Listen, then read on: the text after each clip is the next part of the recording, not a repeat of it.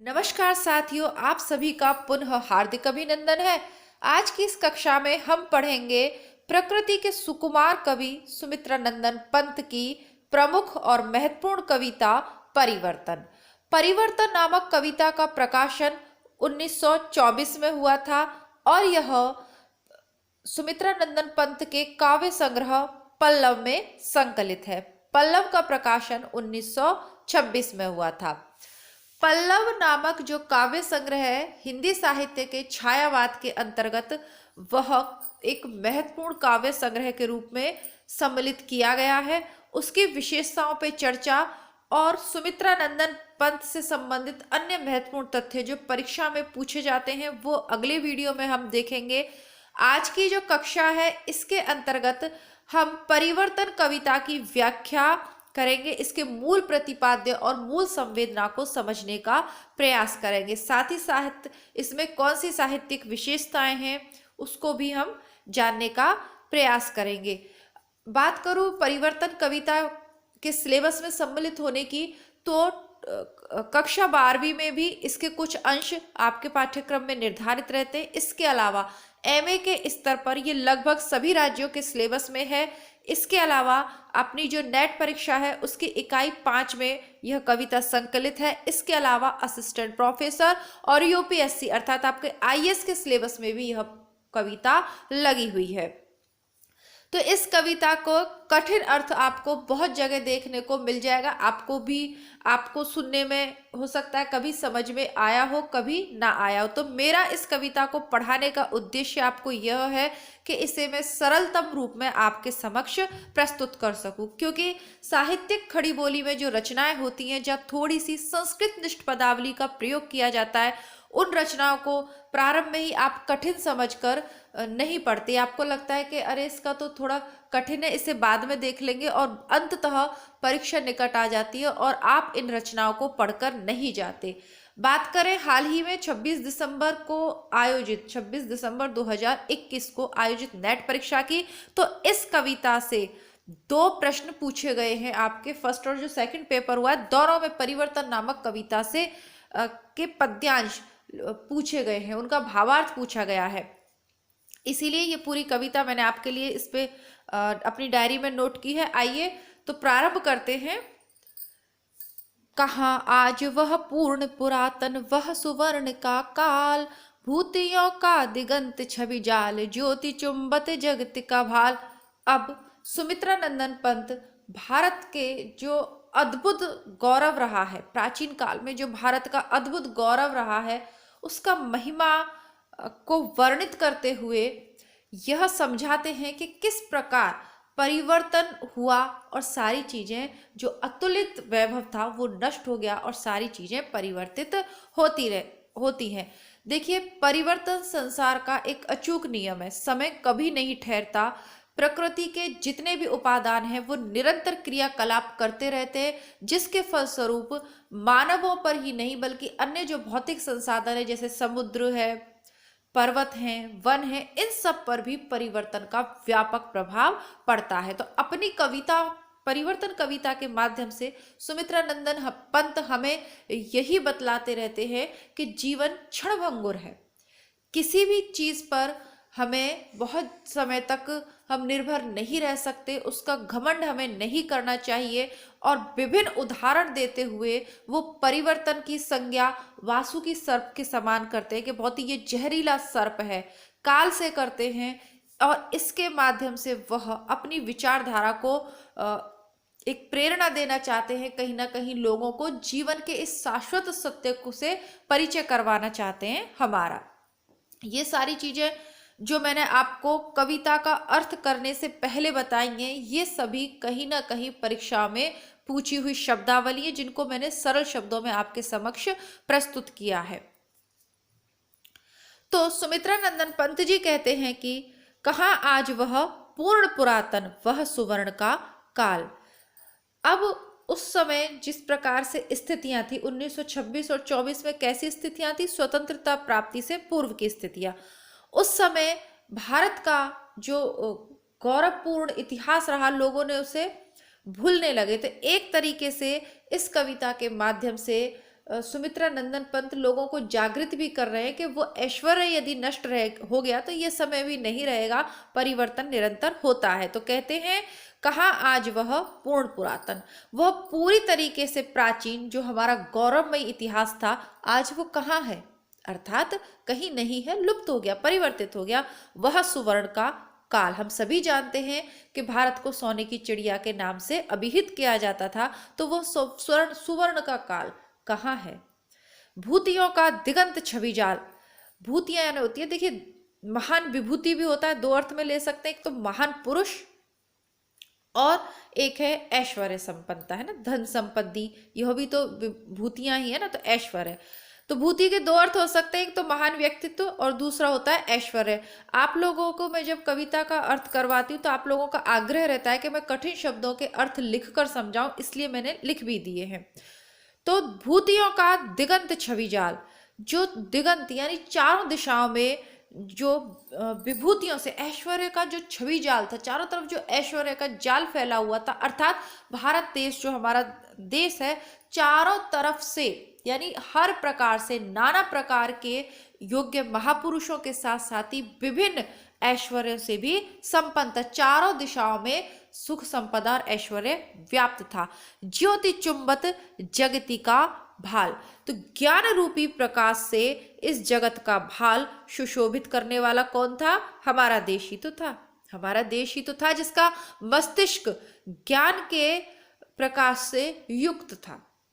अर्थात विभूति का मतलब, जैसा कि मैंने कहा, हमारे यहाँ पर बहुत से विद्वानों ने सर्वप्रथम जन्म लिया, हालांकि उनको उतना प्रोत्साहन नहीं मिला जितना विदेशियों को मिला, और बहुत से का नाम उतना प्रसिद्ध नहीं हो सका, लेकिन बहुत सारी खोजें हमारे भारतवर्ष में पहले हुई जिन्हें विदेशियों ने अपना नाम देकर बाद में एक तरीके से कहें तो प्रकाशित कराया, क्योंकि उस समय अंग्रेजों का समय था। तो सुमित्रा नंदन पंत जी कहते हैं ज्योति चुंबित जगति का भाल, प्रकाश और ज्ञान की ज्योति से चुंबित इस संसार का मस्तिष्क कौन था, इस संसार का भाल होता है ना, एक तरीके से प्रतिष्ठा का, आपका ये माथा होता है वो प्रतिष्ठा का प्रतीक होता है, तो उस तरीके से हमारा देश भी संसार में प्रतिष्ठा का प्रतीक था। राशि राशि विकसित वसुधा का वह यौवन विस्तार।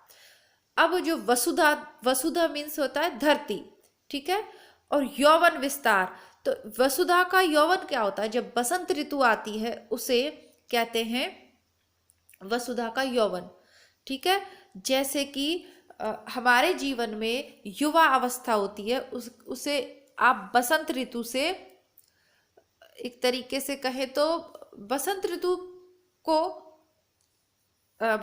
से उसकी तुलना कर सकते हैं। थोड़ा सा ध्यान से देखेंगे, राशि राशि विकसित वसुधा का वह यौवन विस्तार, पृथ्वी का वह वासंती सुषमा, जो संपूर्ण पृथ्वी मतलब पूरे वसुधा पर जो बासंती सुषमा फैल रही थी वह कहाँ है। स्वर्ग की सुषमा जब साभार धरा पर करती थी अभिसार, और हमारे भारत देश की तो महिमा वह थी हमारी धरती पर, तो इस तरीके का प्राकृतिक और पवित्र सौंदर्य विद्यमान था कि स्वर्ग की सुषमा, कि स्वर्ग की अप्सराएं कह लीजिए, स्वर्ग का सौंदर्य भी आभार के सहित, साभार आभार सहित हमारी इस धरती पर अभिसार करने के लिए आता था। अभिसार कहते हैं प्रेम मिलन या क्रीड़ा परस्पर, यानी कि प्रेम के प्रतीक के रूप में भारत भूमि विख्यात थी। बहुत दूर दूर से लोग इसकी सुषमा और सौंदर्य को निहारने आते थे, बल्कि कहा जाए तो देवलोक की जो देवलोक है वो स्वयं स्वर्ग में रहने वाले जो लोग हैं या देवलोक कह लीजिए, वो स्वयं पृथ्वी पर आता था इस भारत भूमि की सौंदर्य, अनुपम सौंदर्य का दर्शन करने के लिए।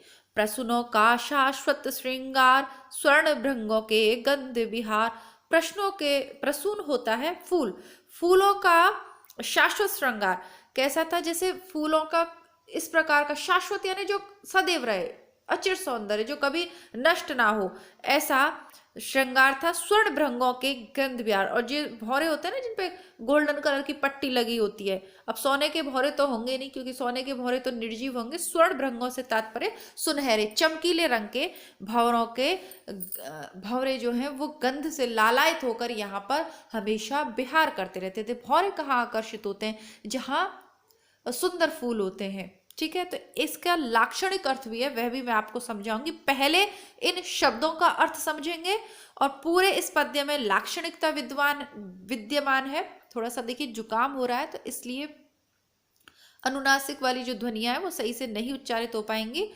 तो और उसके बाद लाक्षणिक अर्थ या इसका दूसरा अर्थ भी मैं आपको समझाऊंगी। गूंज उठते थे बारंबार सृष्टि के प्रथमोद्गार। और यहाँ पर सृष्टि के प्रथमोद्गार जो मिलन के है ना, मिलन के, आपसी सहयोग के, आपसी सौहार्द के जो सृष्टि के प्रथमोद्गार थे। सृष्टि के प्रथमोद्गार, सृष्टि की रचना क्यों की गई थी? एक तरीके से कल्याण की भावना से, है ना। एक सेकंड। हाँ, तो कल्याण की भावना से जो मंत्र, जो शुद्ध मंत्र थे उनको वो पूरी धरा पर गुंजायमान रहते थे। नग्न सुंदरता थी सुकुमार, रिद्धि और सिद्धि अपार। और ये जो सुंदरता थी यह मलिन नहीं थी, और नग्न सुंदरता थी सुकुमार, रिद्धि और सिद्धि अपार। और जो कोमल सुंदरता थी वो अपने निर्बल रूप में थी, किसी तरीके का कोई आवरण नहीं था। यानी लोगों में नैतिक बल बहुत ज्यादा था उस समय, किसी तरीके का कोई आवरण प्रकृति की सुंदरता पर नहीं था। बिल्कुल आप खुली आंखों से सुंदरता का आनंद ले सकते थे। रिद्धि और सिद्धि अपार। और हमारे भारत देश, हमारी मातृभूमि रिद्धि और सिद्धि, वैभव और ऐश्वर्य, अपार वैभव और ऐश्वर्य से युक्त थी। अरे विश्व का स्वर्ण स्वप्न, संस्कृति का प्रथम प्रभात। और हमारा जो देश था वह विश्व का सोने का स्वप्न था और संस्कृति का प्रथम प्रभात। और जो सृष्टि या जो संस्कृति का सबसे पहला सवेरा हुआ, जहाँ संस्कृति का सबसे पहले विकास हुआ, प्रथम प्रभात, प्रभात यानी सुबह जो हुई वह हमारे देश में ही हुई। अर्थात सभी संस्कृतियों का जन्मदाता हमारा देश ही था। कहाँ वह सत्य वेद विख्यात? आज वह सत्य जो वेदों में विख्यात था वह कहाँ चला गया? दुरित दुख दैन्य ना थे जब ज्ञात। एक ऐसा समय भी था जब दुरित यानी पाप, दुख और दीनता हम जानते ही नहीं थे, ज्ञात ही नहीं थे कहीं। प्रकृति में इतना सब कुछ अच्छा था कि इन सब चीजों को कोई जानता ना था। अपरिचित जरा मरण भ्रूप्रात। और हम किस चीज से अपरिचित थे? जरा अर्थात बुढ़ापे से अपरिचित थे। अकाल मृत्यु, मरण का मतलब देखिए जीवन मरण तो शाश्वत क्रम है, लेकिन जो अकाल मृत्यु है उससे हम अपरिचित थे। भ्रूप्रात असमय जो मृत्यु हो जाती है, भौहें गिर जाना, तो भौहें गिर जाने, असमय मृत्यु हो जाना, तो इन सब चीजों के बारे में हमें जानकारी ही नहीं थी। तो ऐसी महिमा से युक्त था हमारा भारत देश। तो पहले वो हमें पूर्व की स्थिति बता रहे हैं और फिर परिवर्तन का इस सब पर क्या प्रभाव पड़ा यह आगे के पद्यांशों में सुमित्रा नंदन पंत जी हमें बताएंगे।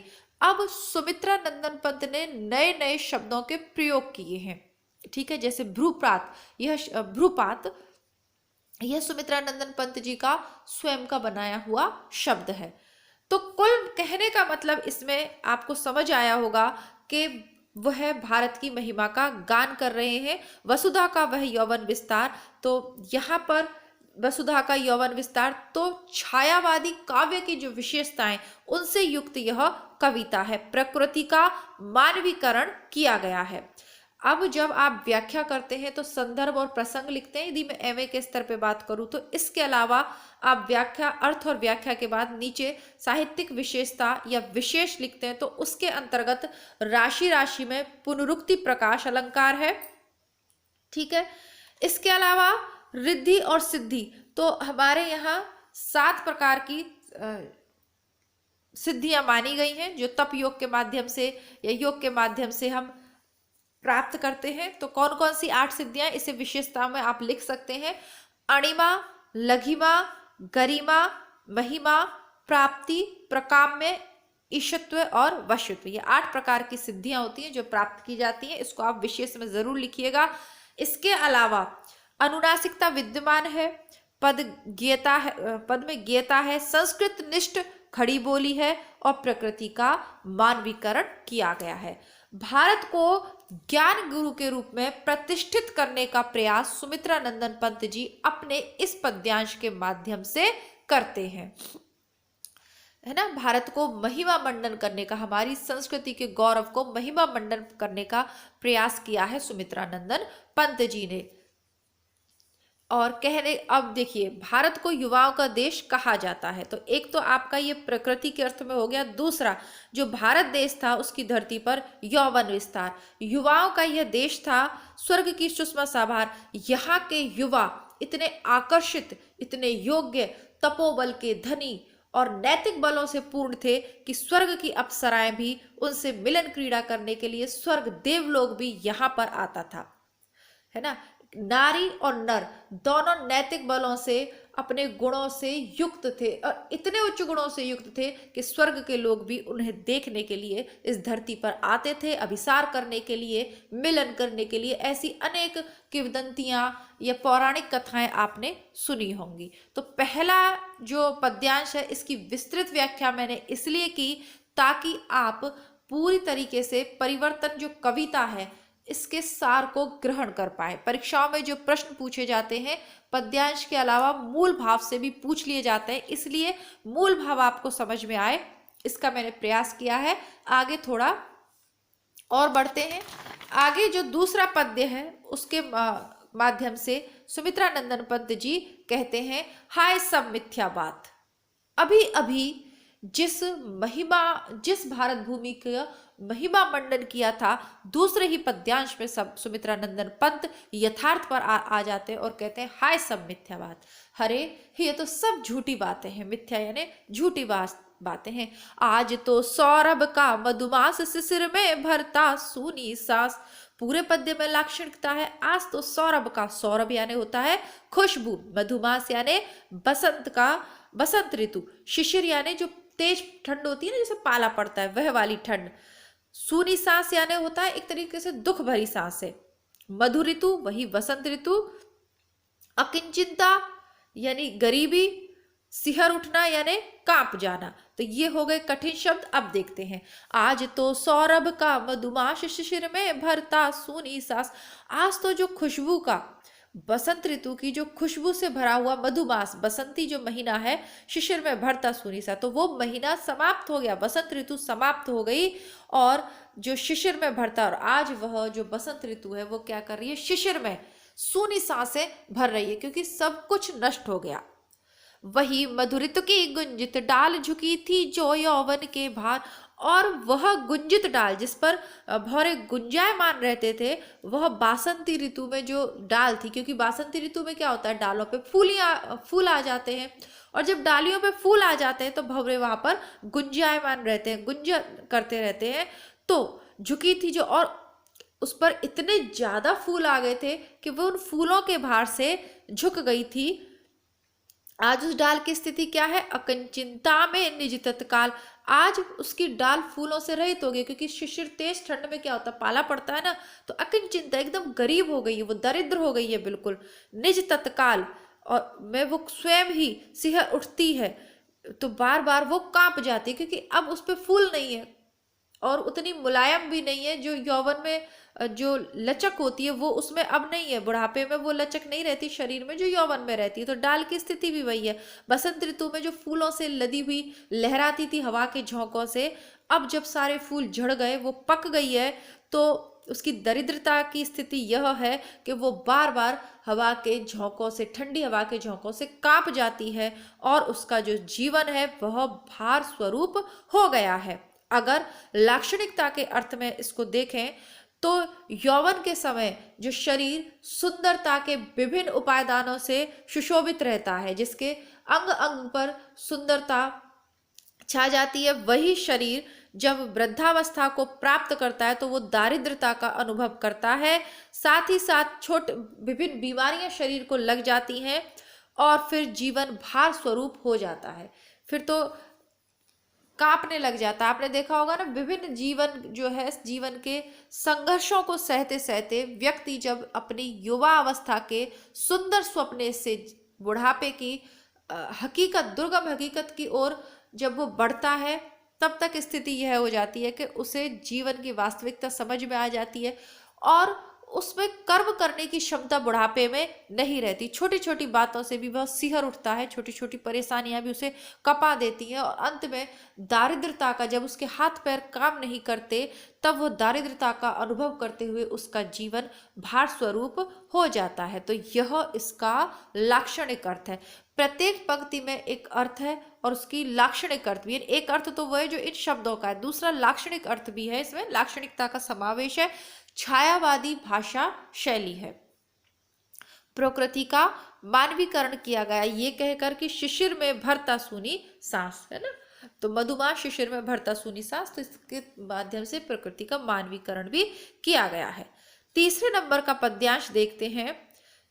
देखिए, मैं इस सबसे पहले एक ये जो वीडियो है ये दूसरे नंबर पर प्लेलिस्ट में मैं लगाऊंगी। पहले नंबर पर एक वीडियो मैं लेकर आना चाहती हूँ, उसकी तैयारी चल रही है, जिसमें आपको आपके परीक्षा में जितने प्रकार के प्रश्न पूछे गए हैं उनसे संबंधित, पंत की रचनाओं से संबंधित, साथ ही साथ पल्लव नामक ये जो इनका काव्य संग्रह है इसमें कितनी कविताएं हैं, ये सारी जानकारी उस वीडियो में होगी। परिवर्तन नामक पूरी कविता का, क्योंकि देखिए लंबी कविता है, एक वीडियो में समाप्त नहीं कर सकते, कम से कम 3 से 4 वीडियो इसके बनेंगे, तो तीनों चारों वीडियो का एक संक्षिप्त सार रूप में एक वीडियो लाऊंगी, जिसे प्लेलिस्ट में मैं फर्स्ट नंबर पे लगा दूंगी। अर्थात आज की जो कक्षा हमने प्रारंभ की है यहीं से कविता का प्रारंभ तो होता है, लेकिन यह अर्थ व्याख्या हो गई। इसके अलावा एक इसका फर्स्ट भाग जरूर लाऊंगी मैं, जिसमें आपको पूरी कविता का शॉर्ट में दे दूंगी, यानी परीक्षा से पहले आप उसे देख लें, लेकिन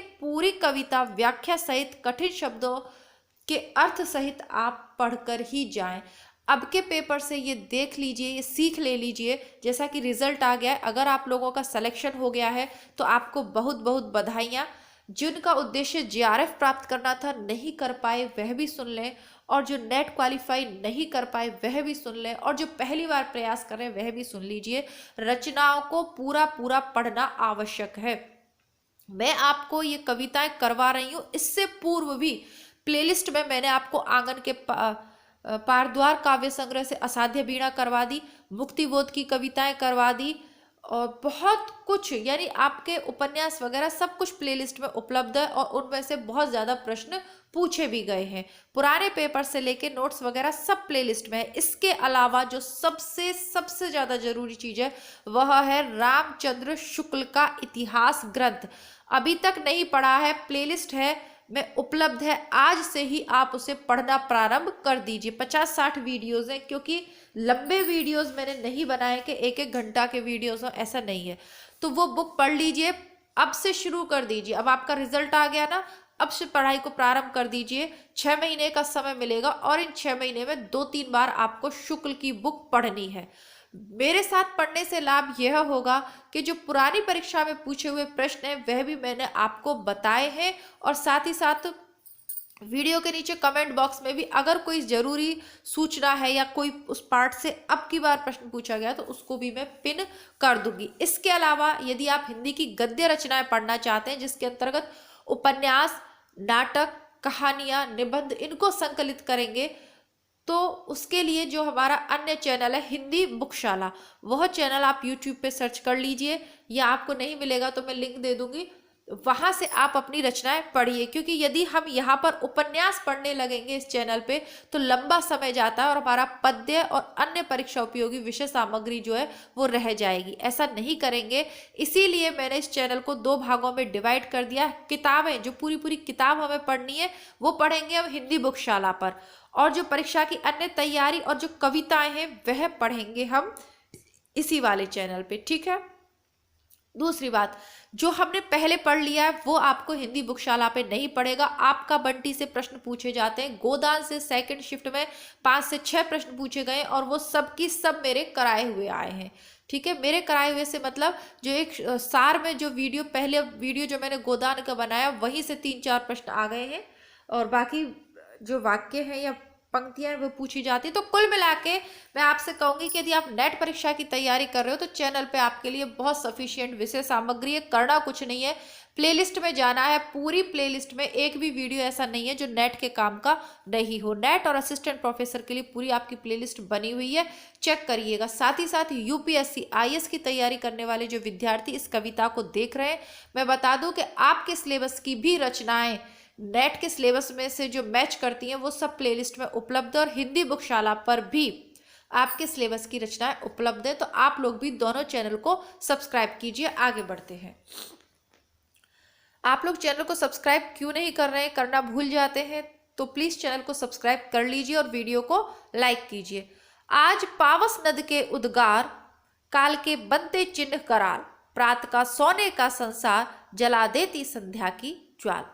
तो अब परिवर्तन जो है वो सृष्टि के नियामक रूप में यहाँ पर चित्रित किया गया है कि आज जो वर्षा ऋतु की जो नदी है, पावस यानी होता है वर्षा, ठीक है। तो जो वर्षा ऋतु की जो नदी है, नदी के उद्गार हैं, यानी वर्षा ऋतु की नदी का शोर सुना है आपने कभी? जो उफनती हुई नदी होती है, बाढ़ की सी स्थिति होती है तो उसके अलग ही स्वर होते हैं। जो शांत नदी होती है उसका जो मंद मंद बहता पानी है उसकी आवाज में, और जो भीषण बाढ़ की या वर्षा ऋतु के बाद जो नदी का उफान वाला उद्गार होता है, जो स्वर होते हैं, उनमें अंतर होता है। तो आज वर्षा ऋतु की नदी के जो उद्गार हैं वह काल के बनते चिन्ह कराल, वो क्या है? वो इस परिवर्तन रूपी काल के कराल चिन्ह है, यानी कराल का मतलब एक तरह से भीषण चिन्ह के रूप में वह चिन्हित रहते हैं।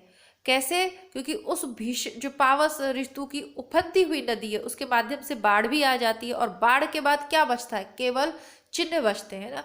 या फिर ये कह लीजिए कि ग्रीष्म ऋतु में जब वो नदी सूख जाती है, परिवर्तन के बाद, वर्षा के बाद ग्रीष्म ऋतु का आगमन होगा, तो जो परिवर्तन के बाद जो नदी सूख जाती है तो वहां केवल उसके चिन्ह रह जाते हैं, वह नदी दिखाई नहीं देती। यानी उफनती हुई नदी जो पूरे जोश के साथ उफन रही है, समय आने पर भी वो भी केवल एक चिन्ह मात्र रह जाती है, उसका अस्तित्व भी नहीं रहता।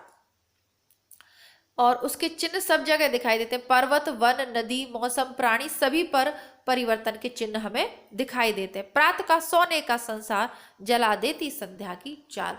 जब प्रातः काल में सूर्य की स्वर्णिम आभा संसार को सोने की तरह चमकता है, सोने की तरह चमकीला सूरज होता है ना, तो सुबह तो ऐसा ही लगता है चारों तरफ सुनहली आभा फैल गई। तो ये जो स्वर्णमय संसार का निर्माण करती है सूरज की सुनहरी आभा, जला देती संध्या की जाल, उस स्वर्णिम आभा को संध्या की जो ज्वाला है वह जला देती है, क्योंकि शाम को जब सूरज ढल जाता है तो वो स्वर्णिम आभा भी सिमट जाती है, फिर तो काली अंधियारी रात आ जाती है। अब ये देखिए छायावादी काव्य है, यहाँ पर जो कुछ लिखा गया है उससे ज्यादा उसका अर्थ आपको स्वयं निकालना होगा और अपनी व्याख्या में लिखना होगा, ठीक है। एक पंक्तियों के विभिन्न अर्थ हो सकते हैं। कामायनी पढ़ाते समय भी मैंने आपको ये चीज स्पष्ट करी थी कि यहाँ समझना ज्यादा है, मूल भाव को ग्रहण करना है, उसके अकॉर्डिंग आप परीक्षा में कविता का अर्थ कर सकते हैं। अखिल यौवन के रंग उभार, हड्डियों के हिलते कंकाल। अब क्या होता है? संपूर्ण यौवन के जो रंग होते हैं, जो उभार होते हैं, मान लीजिए तो हड्डियों के हिलते कंकाल। अब होता क्या है कि वो बाद में क्या रह जाते हैं? हड्डियों के कंकाल मात्र रह जाते हैं, क्योंकि यौवन आने पर शरीर में विभिन्न अंगों पर मांसल हो जाता है ना, शरीर में विभिन्न अंगों पर शोभा बढ़ जाती है, सौंदर्य बढ़ जाता है। लेकिन कुछ समय बाद क्या है? वो हड्डियों के हिलते कंकाल के जैसे वह शरीर रह जाता है। कचों के चिकने काले व्याल, कच यानी बाल, जो बाल हैं जो आपके चिकने काले, व्याल यानी सर्प के समान चिकने और काले बाल हैं, वो कैसे रह जाते हैं? वो कैंचुली के समान केवल खोखले, कांस और सिवार यानी जो क्या बोलते हैं, काई जो होती है उसके समान रह जाते हैं। कांस की जो घास होती है ना, अस्त व्यस्त से, मतलब ऐसे उजड़े उजड़े से, रूखे सूखे, अस्त व्यस्त से, और काई के समान मतलब जिसमें कोई आकर्षण नहीं है, ऐसे हो जाते हैं। गूंजते हैं सबके दिन चार, सभी फिर हाहाकार। इन सबके दिन चार गूंजते हैं और फिर पुनः संपूर्ण जगत में हाहाकार व्याप्त हो जाता है। जिस प्रकार वसंत ऋतु आने पर प्रकृति अपने पूर्ण सौंदर्य को प्राप्त करती है, लेकिन बसंत ऋतु का जैसे ही समाप्ति आती है तो प्रकृति केंचुली, कांस, सिवार जैसे उसमें बदल जाती है, कुछ भी उसमें अच्छा नहीं रहता, और जो 4 दिन की चांदनी है वो फिर हाहाकार में बदल जाती है। तपती धूप से फिर वो हाहाकार करने लग जाती है प्रकृति। उसी प्रकार युवा अवस्था को जो महिमा मंडित करने वाले सौंदर्य के उपादान है, जैसे चिकने काले बाल हैं, सुंदर चमकीली त्वचा है और आपके मांसल शरीर है, वो सब क्या है, हड्डियों का कंकाल रह जाता है और काई और केंचुली के समान व्यर्थ का, है ना, एक तरह जूठन के समान बस रह जाता है, उसका चिन्ह मात्र रह जाते हैं। अब उन चिन्हों को देखकर अगर आप कल्पना कर सकते हो कि हड्डियों को देखकर, है ना, एक सूखे कंकाल जैसे बूढ़े व्यक्ति को देखकर आप उसके युवावस्था के सौंदर्य की कल्पना भी नहीं कर सकते, जो उसके चिन्ह मात्र है कि हाँ कभी ये युवा रहा होगा। जैसे कि वर्षाकालीन उफनती नदी का चिन्ह क्या होता है, वो रास्ता जहाँ से गुजरती है वहां वो जो बना देती है ना खड्डे वड्डे से, बस वो उसके चिन्ह मात्र है कि यहाँ कभी नदी होती होगी। वैसे ही वृद्धावस्था में युवावस्था के मात्र लक्षण या चिन्ह रह जाते हैं। सबके दिन 4 दिन होना, यानी कि 4 दिन की चांदनी फिर अंधेरी रात, ये हमने मुहावरा सुना है ना, तो इस तरीके से मुहावरे का इन्होंने प्रयोग किया है यहाँ पर। और लाक्षणिकता है, मधु ऋतु के माध्यम से प्रतीकात्मकता व्यक्त की गई है। मधु ऋतु का मतलब है यौवन, है ना, मधु ऋतु का है यौवन के काल से सिहर उठती है जीवन भर। प्रकृति का मानवीकरण किया गया है। लाक्षणिकता है इस पद में, संस्कृत निष्ठ खड़ी बोली का प्रयोग है। कचों के चिकने काले व्याल इस पंक्ति में रूपक अलंकार है। तो ये सारी चीजें साहित्यिक विशेषताओं के अंतर्गत आप लिख सकते हैं, या विशेष जो लिखते हैं ना आप व्याख्या के बाद, वहां भी आप इसे लिख सकते हैं। तो वीडियो आपका थोड़ा लंबा हो रहा है क्योंकि आज परिचय भी इसमें मैंने आपको देने का प्रयास किया है। अब जो कल का आपका वीडियो आएगा उसमें अन्य इसके जो बचे हुए पद्यांश हैं उसका अर्थ करेंगे। तब तक के लिए नमस्कार, धन्यवाद, जय हिंद। वीडियो आपको कैसा लगा, आपको समझ में आया और तो आप इसको लाइक ज़रूर करें और कमेंट बॉक्स में अपने विचार मुझे ज़रूर लिखिएगा। धन्यवाद।